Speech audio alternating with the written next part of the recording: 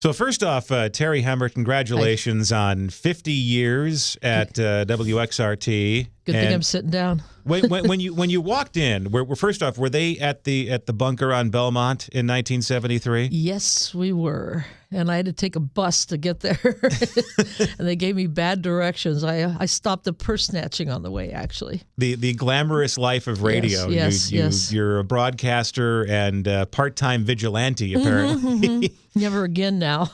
What was it like then when you got to XRT in '73? You were doing overnights, but were they still on the time sharing arrangement where they were the classical station during the day? Well, no, actually they were the foreign language station. Oh yes, that's right. Yes, and so people would fall asleep listening to XRT and wake up to the Spanish show. And the guy was a screamer, the old top 40 DJ and all kinds of noisemakers and in Spanish. And then there was a Croatian hour, and then the Polka King, and every time we added more hours to the rock, we would have to take off one of those shows, and there would be pickets out in front of Belmont and Cicero there. which also just goes to show you the change in the city over the course of that time, because even though the Chicago is and has been and will continue to be a city of immigrants, these communities are represented by someone somewhere and at some time. And in 1973, it was 93.1 on your FM dial. Right, it was. It was, and out in that neighborhood, I learned to appreciate Polish food. I never had it in Ohio, so where I grew up. So, yeah, so I started there. We were on the air from 10 p.m. to like 5 or 6 in the morning. And so there'd be somebody on from like 10 to 1, and I'd come in at 1 and finish it up and then do a 15-minute newscast so we could get all that out of the way. Nobody was listening. And then, no offense to newscasting, of course, you guys are my second button, next to XRT, of course. But, yeah, it was pretty primitive, and it was a little bunker out on the northwest side. Not very glamorous. Actually, I was there by myself. Well, for a while, they had an engineer there just to take meter readings. And I think they didn't trust us. I don't know. There's nothing to take. So, but and the transmitter would break down a lot. So I had to learn how to deal with this old antique transmitter in the middle of the night. Plus, we had that big antenna there, and people would climb up that antenna at night to threaten to jump, or maybe they had too many drugs and they'd been to a Dead concert the day before and they were still coming down from that. And that was scary, because if the alarm went off, I knew somebody was up there on that tower and I had to call the police. So it's a good thing that the engineer was on duty if there was an engineer present. But then they went away and I was there all by myself. Now, before we talk about your remarkable tenure at XRT, you grew up outside of Dayton, Ohio. Yes. And you caught the day the Beatles appeared in the Ed Sullivan Show was a foundational moment in your life. Life changer. And I wasn't the only one. You look at the spike in sales of guitars and drums after that. Everybody joined a band, and it was an energy thing. I tell my students at Columbia College that I don't know if they can ever reproduce that, because we were all watching it at the same time, because you couldn't watch it on demand. It was if you didn't tune in, you missed it. And it was and I was a skeptic. I didn't know if I was going to like them or not. I thought it was kind of too much hype.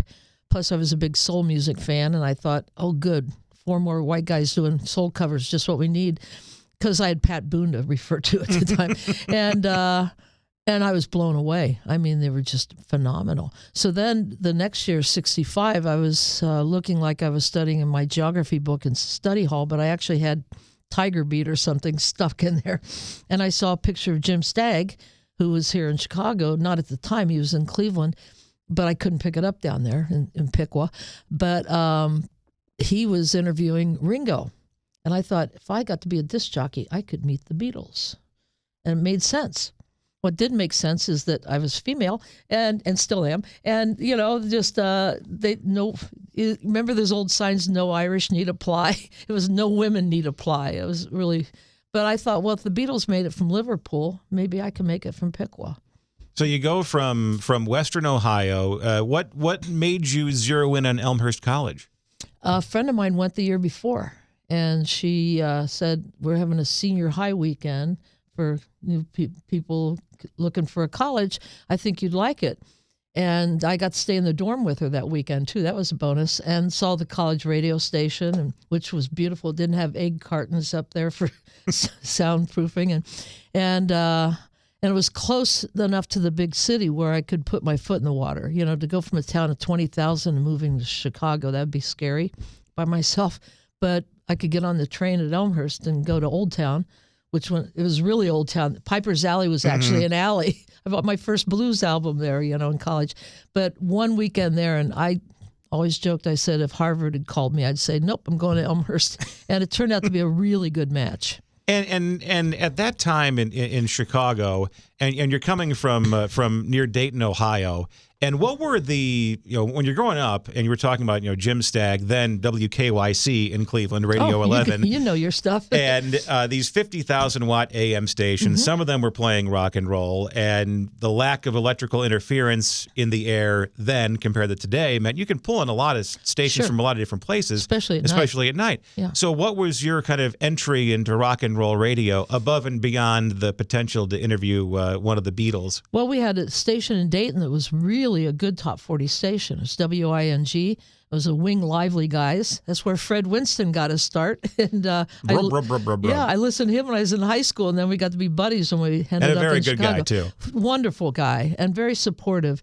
And the only thing I knew about Jim Stagg was that picture, but I listened to them a lot, and they heavied up on R&B. They played more. I came out here and I'd say, oh, Irma Thomas, and they go, who's that? And I said, well, she had a hit, but they didn't play it on CFL or LS up here. And so I was really excited to get out of Piqua. I love Piqua. I just came back from there. I go there several times a year and have a lot of great friends, but I really wanted to come to the big city, and I wanted a chance to meet the Beatles, and they were not going to come to Piqua or even Dayton. They went to Cincinnati. So I moved out here, and Jim Stagg had come to CFL by then, and I met him a couple times. He was at a college radio conference, and actually I called his assistant because he was a music director, and I was making up a survey for the college campus station, and they were one of my sources. And we'd talk every week, and I said, oh, I'm going to see Jim at this thing. He said, oh, I'll put you on. He'll talk to you. No, that's okay. I was really shy. And he got on. He said, well, come up and say hi. And I did. And I said, do you think I stand a chance, a woman getting on the radio? And he said, be the first. So he was so encouraging, and that meant the world to me. But anyway, at night, as you mentioned, I could pick up CKLW in Windsor, Ontario, and that was a great station. Like every other song was a Motown song. And then there was one from, I think Nashville or Memphis, and they played a lot of R&B because I loved soul music and R&B growing up. Coasters were my first favorite group.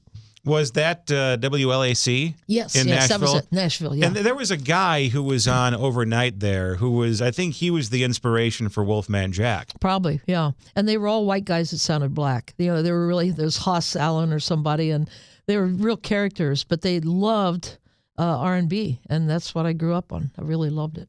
So, armed with this advice and encouragement from Jim Stagg, where do you go from Elmhurst College? Is it WGLD in Oak Park? Do you go off to Rochester, New York? Well, I graduated and got an apartment in Oak Park, 4 blocks from WGLD, because I knew that was where I wanted to work, and I knew I couldn't afford a car. So if I had an apartment before the job, that was good. And I started out as an editor for textbooks. That was glamorous out in Westchester. And I kept bugging them at GLD to hire me just to work in the office because they already had a woman on the air. They had Psyche, and they said, we can't put 2 women on the air. I mean, that was considered radical. They had a woman on the air. And finally, they hired me just so I wouldn't bug them anymore. And my first job was answering the request line, $90 a week.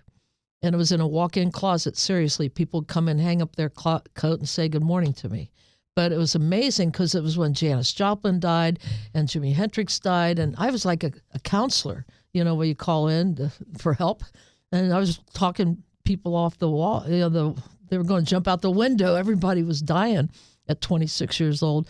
So that was interesting. And then one step at a time, I moved up to being the the assistant to the program director, and I made up jobs to do just to keep me really busy.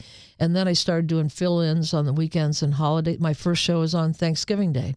And I called my parents, said, I can't come home. I'm going to be on the air.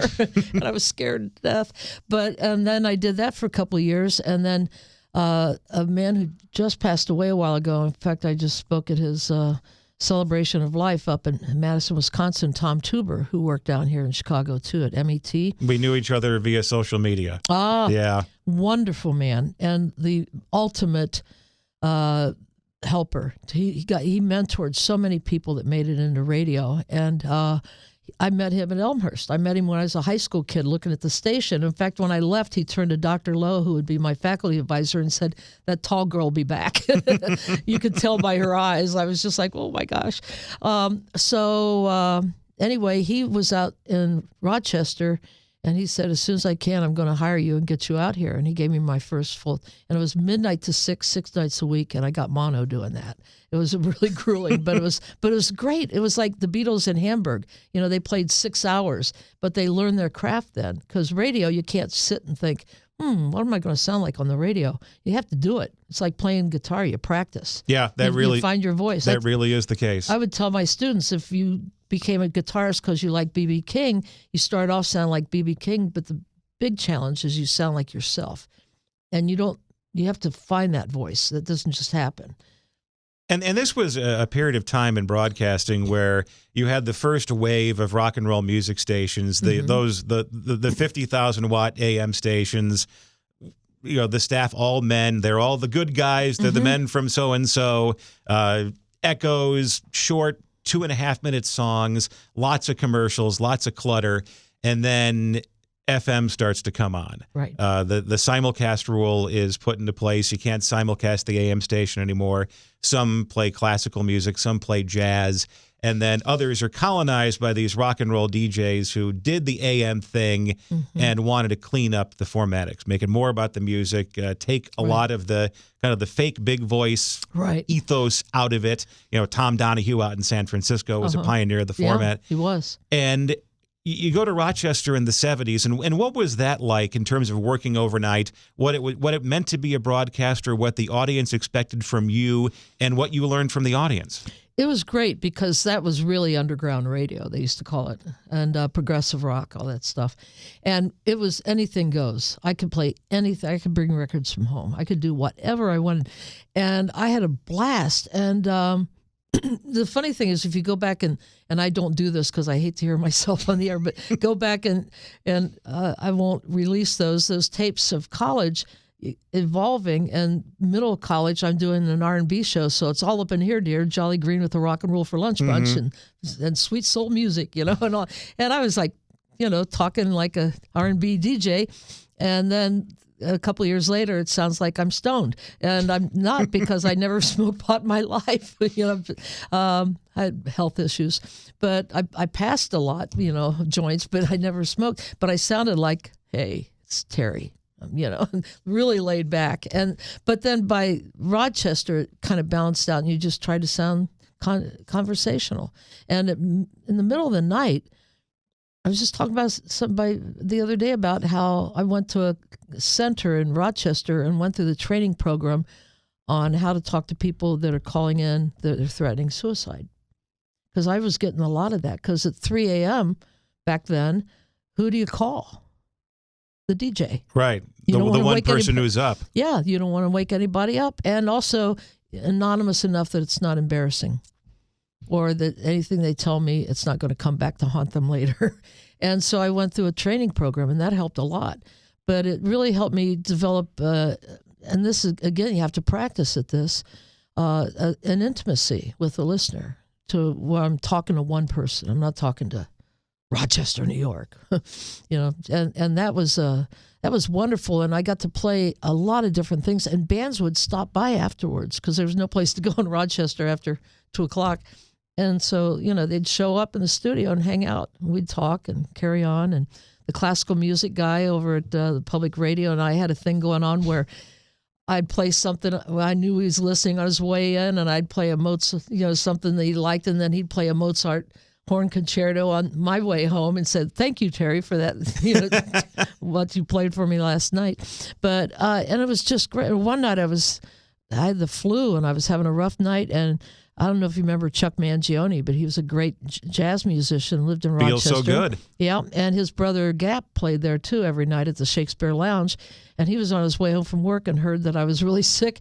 He got a bottle of champagne, came up to the studio, because I was up there alone, in his crushed velvet Edwardian suit in 1972. And we drank a bottle of champagne, and he helped me do my show for the rest of the night till 6.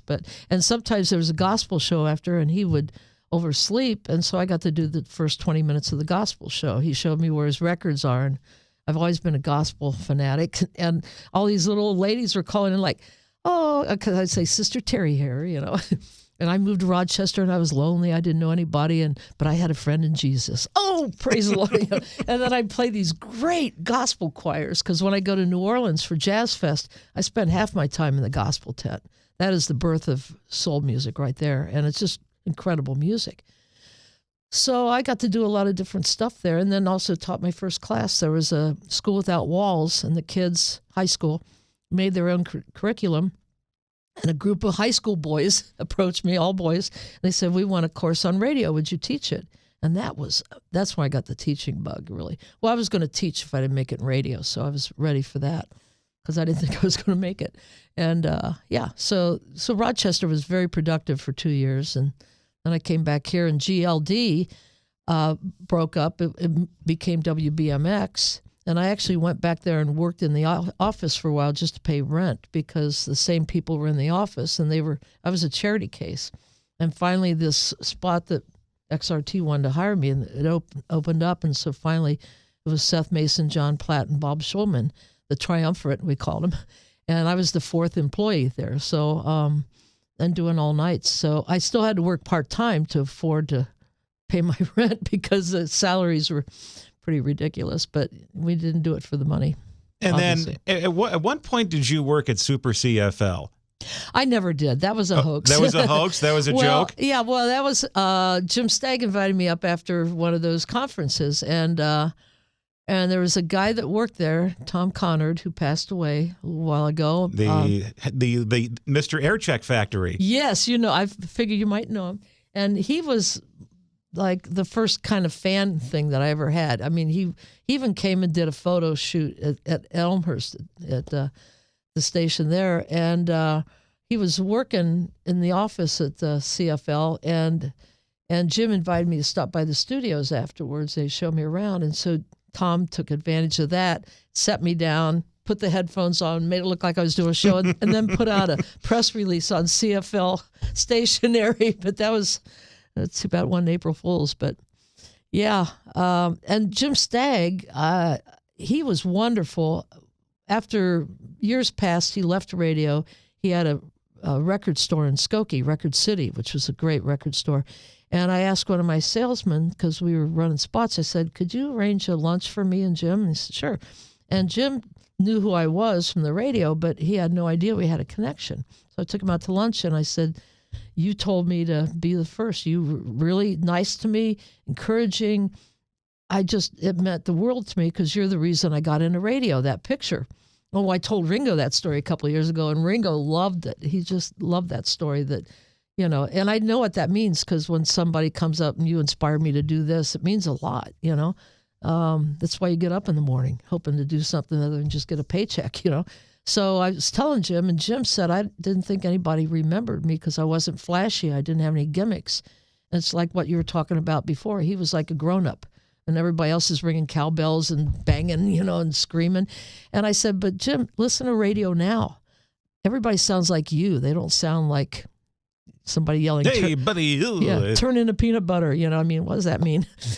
And I said, "It sounds more like you. You're a big influence, and you loved music, and you obviously had a respect for your audience. You're a good teacher." You came away with that. Now, you have a love of radio. You have a clear love of music. What do you see yourself as first? As a person who loves music, or a person who's passionate about broadcasting? I think music. And I think maybe that's why I connect. I don't know. I didn't sit down and say, if I do this, then they'll like me, But I just kind of fumbled around. But I think the music brings us together. I love music. I teach it at Columbia College, History of Rock and Soul. And my mom was a music teacher, and she inspired me because I saw by her example the way teaching and helping people overcome their fears by getting up and performing, that's really an amazing thing to teach somebody. I had a speech teacher freshman year of high school. I was so shy because I'd been bullied in Catholic school and finally went to public school in 8th grade. And it was only my second year, and I was getting along with everybody, and I was waiting for the big reveal where they'd say, well, we're just kidding. We hate you too, and it didn't happen. And I was in the speech class, and I was the worst student in the class. I couldn't even look up and look at the audience. I fumbled around. I talked about life in the Peace Corps. That was, and I was terrified of getting up and speaking. And by the end of the semester, I gave the only speech that got a round of applause. And I thought, wow, Miss Butcher's really something else. She could take me on that journey in one semester. If I don't make it in radio, I'll be a speech teacher. And I do both. And on the subject of being the first, I think the expectation of being a woman in radio, it's changed drastically. Yes. In the last 50 years. You led that, but in 1972-73, there was a station in Chicago, WSDM, 97.9.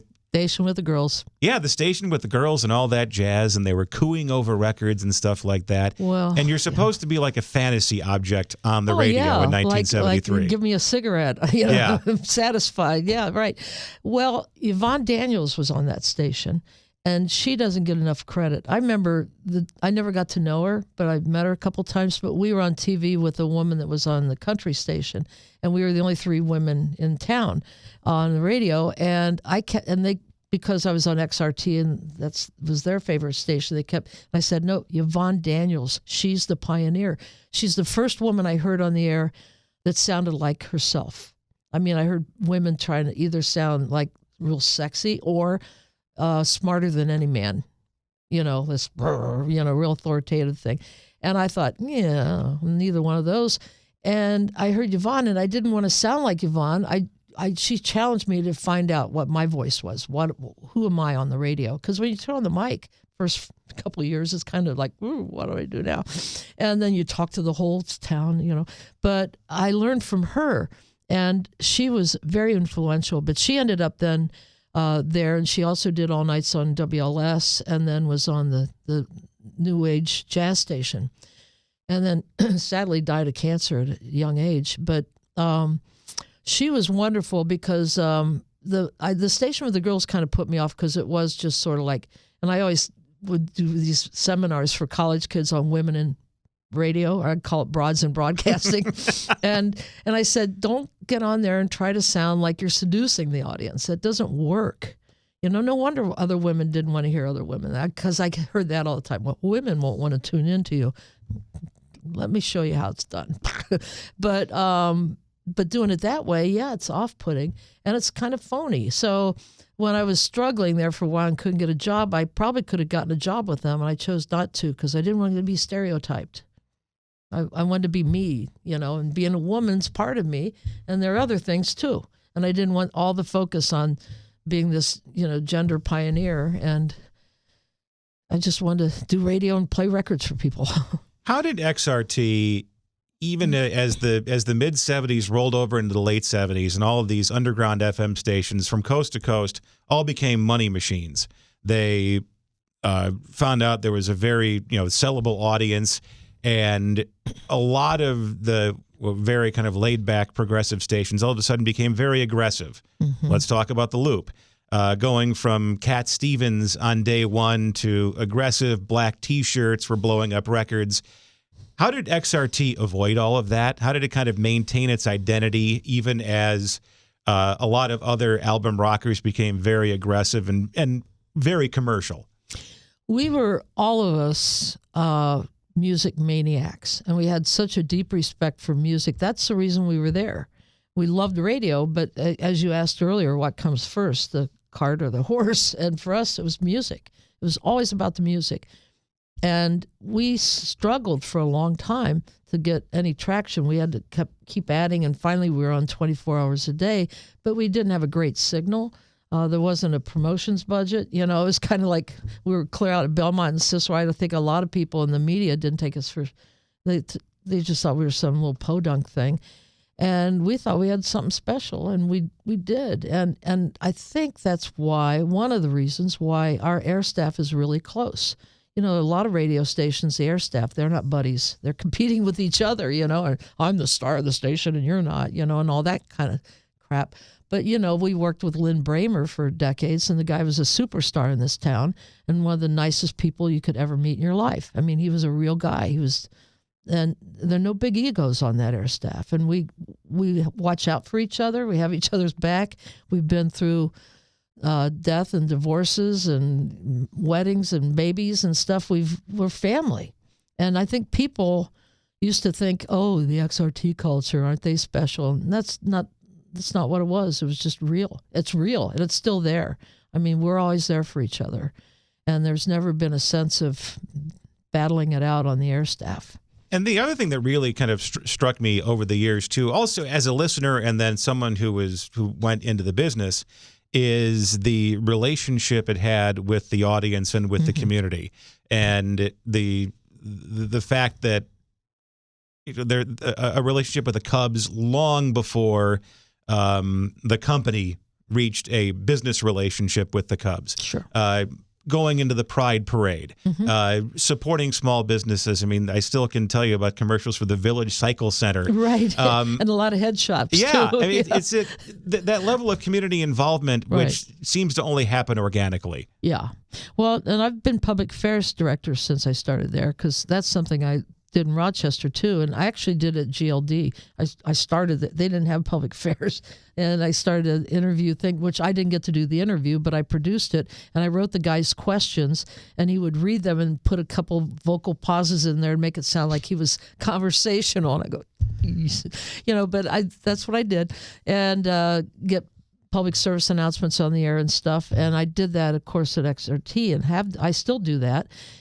And now that I'm on Facebook a lot, I post this things I write for the PSAs, and I get great feedback. People say, I've always wanted to do a volunteer thing, and I just didn't know where to start.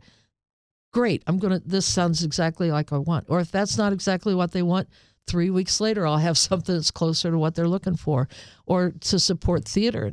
Chicago's theater scene is amazing. And so we support that in the PSAs. All kinds of, AIDS walks. We did those all through the 80s, and I'd show up with my schnauzer, and we'd walk down the lakefront. And so I've always liked that outreach thing and the connection with the community. And I've actually heard from people who had career changes because they moved into not-for-profits. It changed their life, and they ended up, really on a good path. And a story like that will keep me going through all the crap you put through working. That would keep me going for a couple months, just one of those. So let's talk about the other love of your life, the Beatles.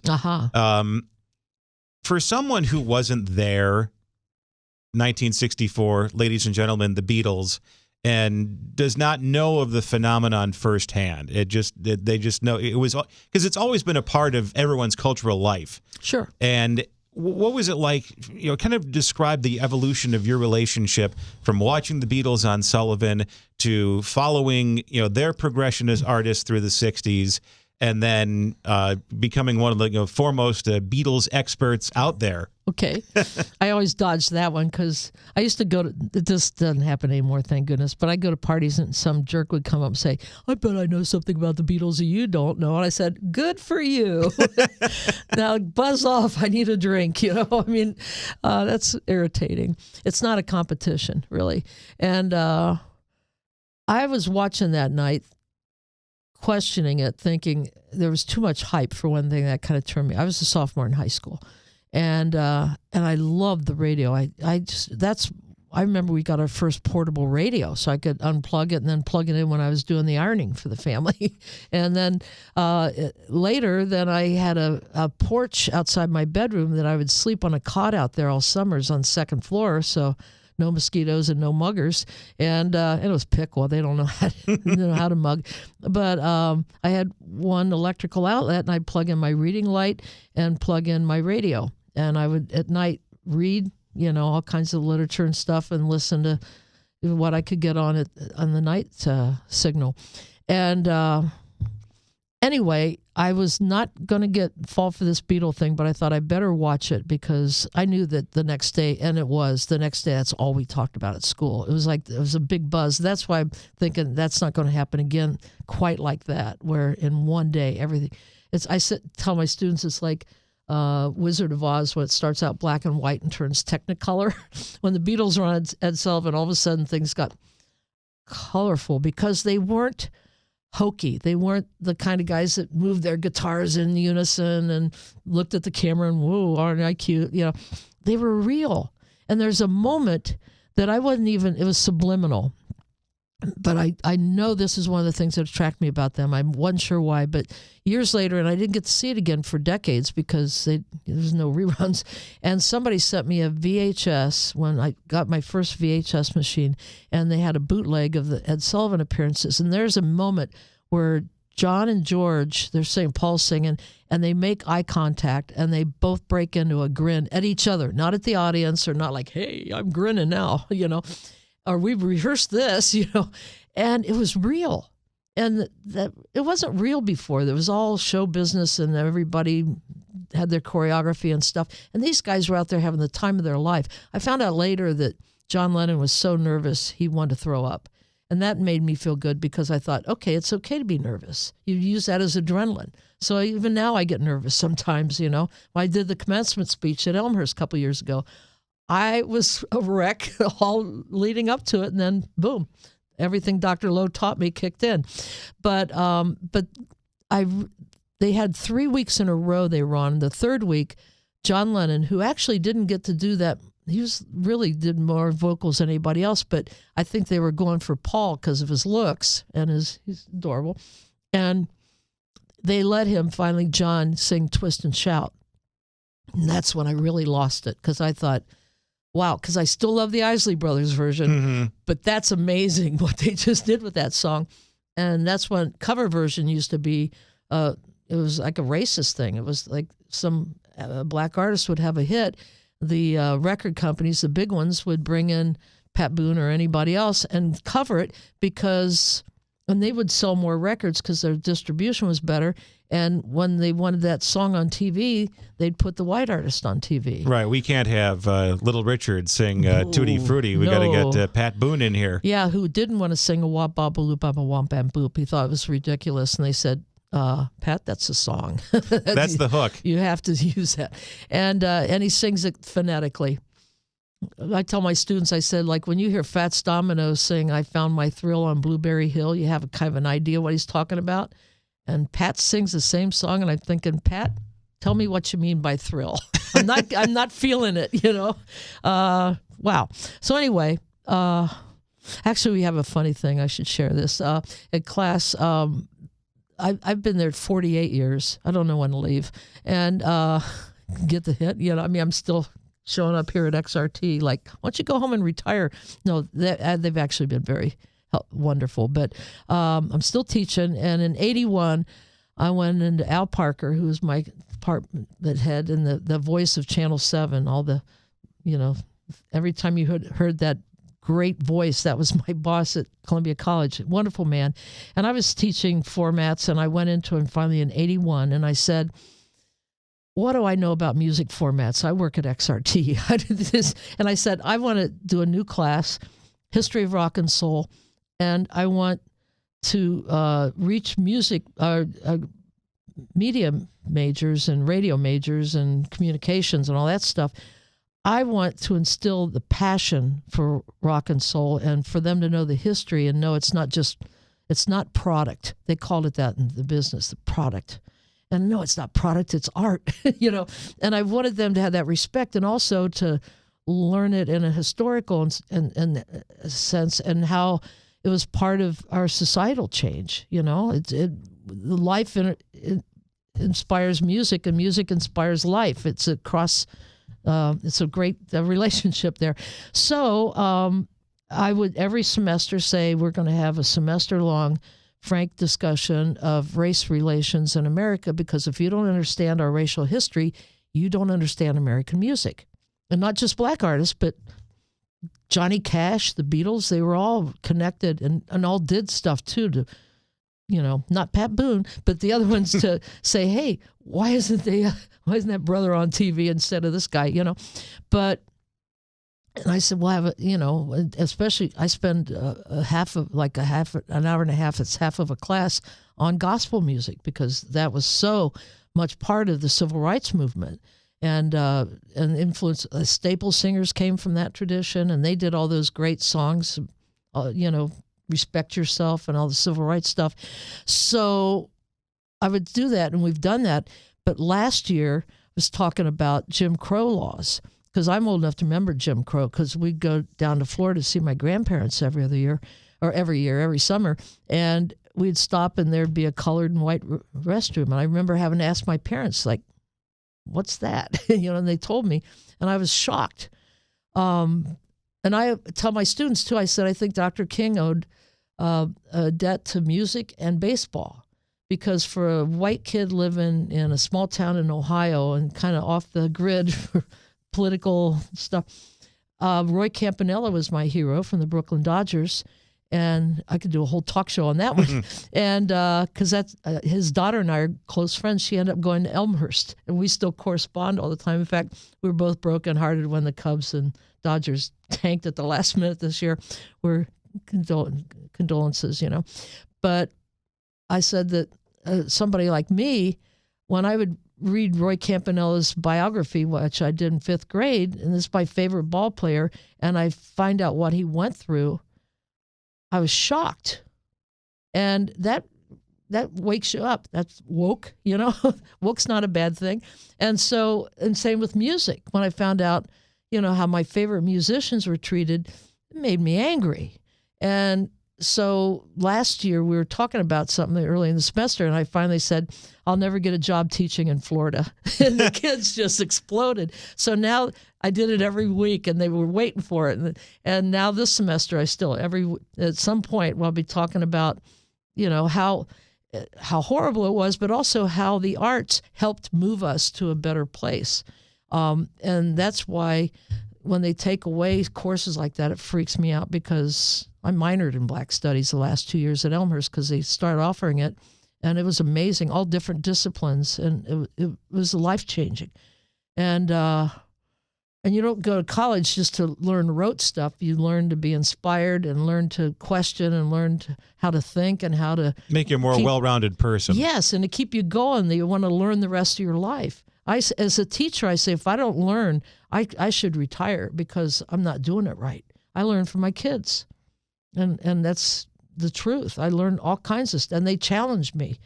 Boy, do they ever sometimes, and I grow and learn from that. And I never give up on them. That doesn't mean I succeed with every one of them, but if I got the run of the litter, I'll pull them in and we'll have a talk. Somebody that's blowing off classes and not doing the work, and we'll have it out a couple times.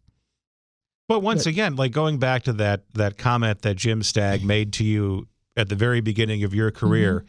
You don't know the value that one sentence could have on somebody else's life. Right. You just don't know. And there could be a moment in your life or in your time as a teacher where you go, well, this was just an average day, but for one of your students, that was the day everything changed.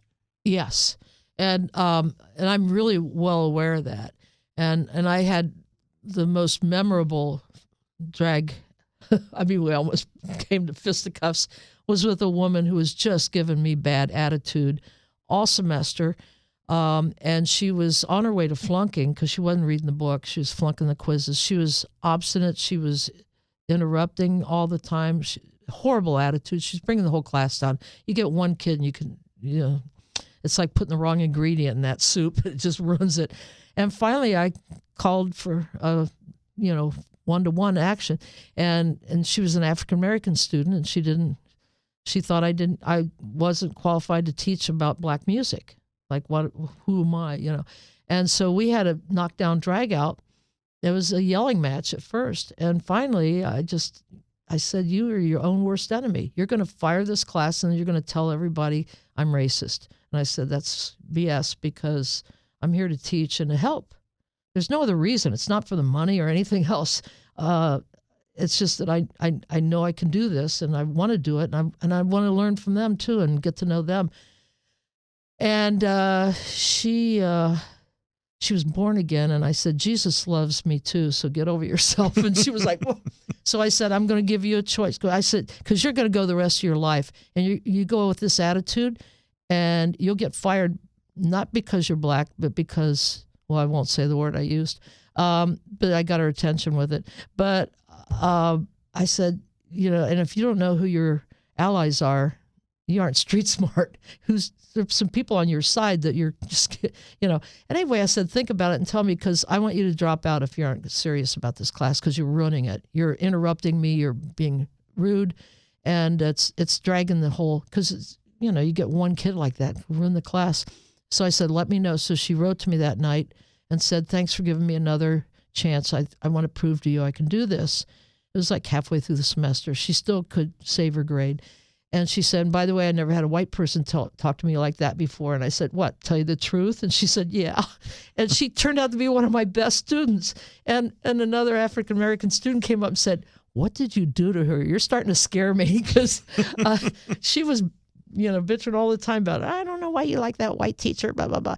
And now it's like, that's the best teacher I ever had in my life. And she goes, I'm kind of scared, but, I don't know what you did. But we ended up being friends even after she graduated. And she and her husband took me out for a soul food dinner after she graduated, and I took them to Classic Encounter at the Symphony. They'd never heard classical music live, and we had a great evening. And the last time I saw them, they brought their baby down to Columbia. Said, "This is your Aunt Terri," Oh. And then she said, and I bought the baby some Mozart CDs because I read that it's good for kids. And I said, You spent your money on music by dead white European men. You're an educated woman now. You're open to everything.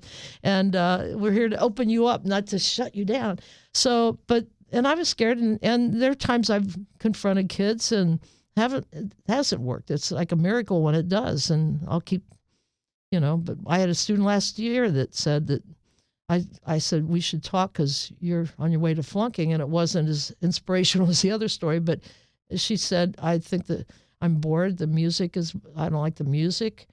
That's some great music, And she said, and I don't like you. And I said, well, the good news is I don't care if you like me or not. I want you to like the music, because the music's going to be with you long after I'm gone. And she did pass the class. She turned it around and worked. In fact, my TA said, oh my gosh, she's like really, her whole vibe is different. And I said, leave no child left behind. I don't give up on him. Well, before we wrap this up, looking back on your tenure, not only as a DJ at XRT, but also as an instructor at Columbia College, it sounds like the through line for your career is you're an educator. Yeah. Whether it's on the radio or in the classroom. I'm my mother's daughter. My mom taught me that music changes lives. And she had a community chorus that really was a huge effect on me. And this is back in the 50s and 60s. And it was not only racially mixed, but the president of the bank was there, a farmer was there, people that could barely read music. 2 people drove up from Dayton. They were in the Dayton Opera Chorus. And we did everything from show tunes to classical. We'd do some Bach. We'd do spirituals, what they used to call Negro spirituals, And in fact, that there was one time this gentleman who was a butler for the house on the hill in Piqua, he stayed after, and he'd never call her Betty. He'd always Mrs. Hemmert. And she said, call me. And he said, you know what that hymn was? Listen to the lambs, hear them cry. She goes, no, what? Because you think Lamb of God, or you think about the good shepherd that doesn't shut up down for the night till they find that last lamb. It was about, and this is what I teach in my class, is during slave days, they would come in with the wagons when the people were out working, and they had some other slaves watching all the kids. It's like daycare right out there on the field. And they would come unannounced and put some of the healthy, strong kids in the wagon and take them off to sell them. Now, how does a parent deal with that? They're out there, working like crazy, hot, picking cotton, horrible, and their babies taken away. And they know that they're going to have a horrible life. They aren't going to see them again. They aren't there to take care of them. It's a hostile world, and I can't even begin to imagine, because they couldn't show anger. They couldn't talk to each other. They were spies, where they lived, and they kept them down. And you couldn't go to therapy. The only outlet was going to church on Sunday and singing that gospel music. And that's why that gospel music is so deep, because it was their liberation music. And he told my mother this story, and she said, can you tell this? He said, no, I want that between you and me. But she told me, she said, and she waited decades to tell me the story, and she said, it affected the way I conducted. It took me at another level, and I got something out of you guys. And if you've ever done choral music and you have a really good director, you think, I can't believe I just did that. It's amazing. And she said that song meant so much more to her. And I tell that story in class, and I said, the thing is, they had everything taken away from them coming over here and made them go to this church that wasn't even their spiritual traditions and all. But what they hadn't planned on is it was a suffering Savior, and they related to that. Somebody that had been whipped and scorned and spit on and hung up on a cross like people were hanging up people from trees, strange fruit, lynching, And I said, that resonated. That was real. And the master didn't realize he was Pharaoh in all those gospel songs. And then, like, here we have a great tradition, like with the staple singers and like Curtis Mayfield, the stuff that he wrote. And people get ready. There's a train a-coming. That's right out of gospel. And it's a train not only to heaven, but it's a train to freedom. So maybe, just maybe, before we leave this earth, we can still have a good life. And there's that hope and that vision. And I tell my students, remember that the civil rights movement came out of the pulpit. We call him Dr. Martin Luther King. He's Reverend Dr. Martin Luther King. And so that all ties in together. And that's why that music is so powerful. I mean, I certainly, and my ancestors certainly didn't go through that, but it makes it relatable. And that's what the arts do. If you see a play that's just brilliant and great acting, it can really get under your skin and change you. Could give you hope, could challenge you, could do. And music's the same thing. And you never know it all. I love it. I'm preparing for a class encounter Thursday.